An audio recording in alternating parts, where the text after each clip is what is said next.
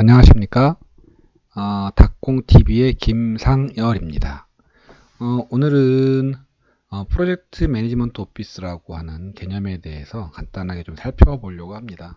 우리가 프로젝트 매니지먼트 오피스를 IT 컨트롤 타워라고 부르기도 하는데요. 그 이유는 PMO가 하는 일들 중에 IT 프로젝트를 중앙에서 집중해서 관리하는 그런 역할들을 하기 때문에 IT 컨트롤 타워라고 부릅니다.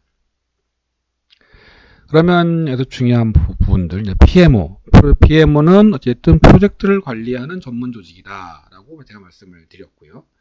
이 프로젝트 관리를 하는 전문 조직이 왜 필요할까라는 그런 고민을 좀 해봅니다. 그러면 PMO가 가져야 될 어떤 그 밸류에 대해서 우리가 어떻게 그 위치를 찾느냐 이런 부분도 고민이 좀 되겠죠. 간단하게 좀 보겠습니다. 그러면 PMO가 왜 필요할까?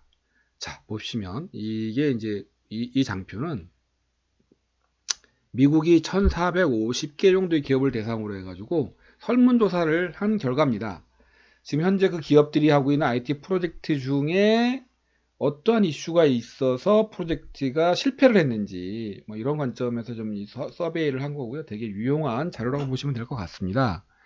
참 참고로 프로젝트가 실패하고 성공했다라는 부분에 있어서는 크게 뭐 다른 여지는 없고요.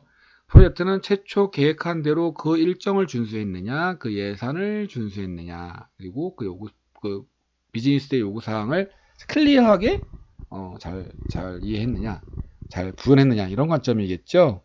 그래서 이제 보면, 이 조사한 내용들을 보면, 가장 많은 게 최초의 계획을 오버런하는 것, 즉, 최초의 계획을 지연시키거나 아니면 초과하는 이런 일들이 프로젝트에 이제 많이 프로젝트 실패하는 가장 높은 퍼센티지가 나오고 있고요.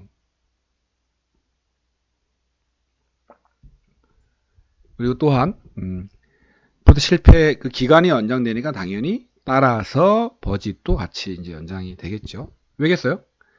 기간 프로젝트 늘어나면 사람이 계속 거기서 일을 더 해야 되고 그 일을 더 하면 인건비가 더 추가되거나 또는 관련된 여러 가지 부대 비용도 추가로 발생하겠죠.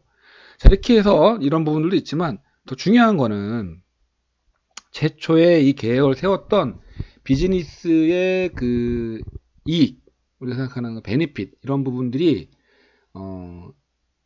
어떤 그 증명이 안 됐다라는 거죠. 그래서 뭐 프로젝트가 기간이 지연되고 예산이 오버되더라도 우리가 최초 생각했던 그 계획이 좀 되면 사람들이 참고 견딜만 한데 여기서 보면 40% 이상이 10% 실패 40% 이상이 처음에 최초했던 그 비즈니스의 베네핏 이걸 성공하지 못했다는 겁니다.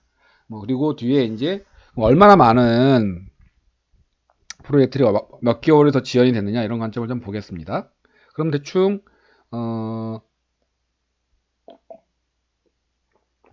0에서 12개월 사이에서 프로젝트가 오버런 되는 경우는 그 안에서 한 100% 정도 이상이 오버되는 경우는 한 20% 정도 되고요. 한 50에서 100% 사이에는 퍼센테이지를 보면 50% 정도 이상이 되는 것 같습니다. 이런 식으로 프로젝트 최초의 계획 대비 일정이 지연되는 이런 걸 볼 수가 있겠죠. 그래서 어쨌든 PMO의 밸류 프로세스의 핵심은 뭐냐면 프로젝트를 실패시키지 않는 게 가장 핵심입니다. 그렇기 때문에 제가 지금 이 프로젝트에 대한 그 리스크들을 최소화하는 역할을 PMO라고 부르는 거죠. 그래서 우리가 이제 프로젝트에 대한 리스크 팩터를 한번 보겠습니다. 앞에 설명드렸지만 제일 많은 게 뭐라고요? 일정 자질. 이게 약 75% 정도, 73% 정도. 프로젝트 범위의 수정. 최초의 계획에 또 우리가 이런 거 하기로 했는데 이런 거 해서 더 추가되는 경우. 당연히 비용의 추가 또는 비즈니스의 스폰서라든가 PM 등의 관련자들의 교체. 이런 것들이 굉장히 큰 리스크 팩터들입니다. 그리고 프로젝트 계획의 측면 문제가 있는데요. 그것도 첫 번째 잘못된 실행 계획, 기간, 그리고 부적절한 액티비티 이런 부분들, 품질 관리 미비 또는 부재 이런 것들이 프로젝트에 실패하는 그런 큰 요인이 되겠습니다. 그리고 비즈니스 관점에서 보겠습니다. 비즈니스 관점에서 보면 최초에 계획했던 비즈니스의 베네핏에 대해서 반영 상태가 좀 잘 나타나지 않고요. 비즈니스 변화에 대한 반영 미비가 한 48% 쭉 내려가서 보면 산출물에 대한 명확한 이해 부족, 정량적인 비용 및 효과 분석, 비즈니스의 위험에서 반영 미비 이런 것들이 좀 이슈가 있었습니다. 그리고 가장 이제 프로젝트 관리의 측면에서 문제점이 되는 건 뭐냐면 초기 위험 관리 계획의 부재, 그 다음에 PM 프로젝트 관리 스킬의 미흡, 진행 과정의 모니터링 부재, 프로젝트 팀원의 경험 부족. 이 모든 것들이 프로젝트를 할 때 반드시 나타나는 리스크 팩터들입니다. 이런 것들을 반드시 우리가 꼭 명심하고 프로젝트 관리할 때 이런 걸 해야 되는구나. 특히 이렇게 프로젝트 실패하기 때문에 누가 무엇을 해야 된다? PMO가 그런 역할들을 해줘야 된다. 그래서 이 실패 요인을 좀 정리를 다시 해보겠습니다. 대부분이 초기에 적절하지 못한 프로젝트 위험 관리 계획을 포함하여 형편없는 프로젝트 플래닝이 되는 거고요. 그 다음에 비즈니스에 대한 리퀘어먼트도 사실은 명쾌하게 드러나 있지 않다라는 측면이죠. 그리고 프로젝트 관리에 대한 어떤 지원이 좀 부족한 이런 측면이 있습니다.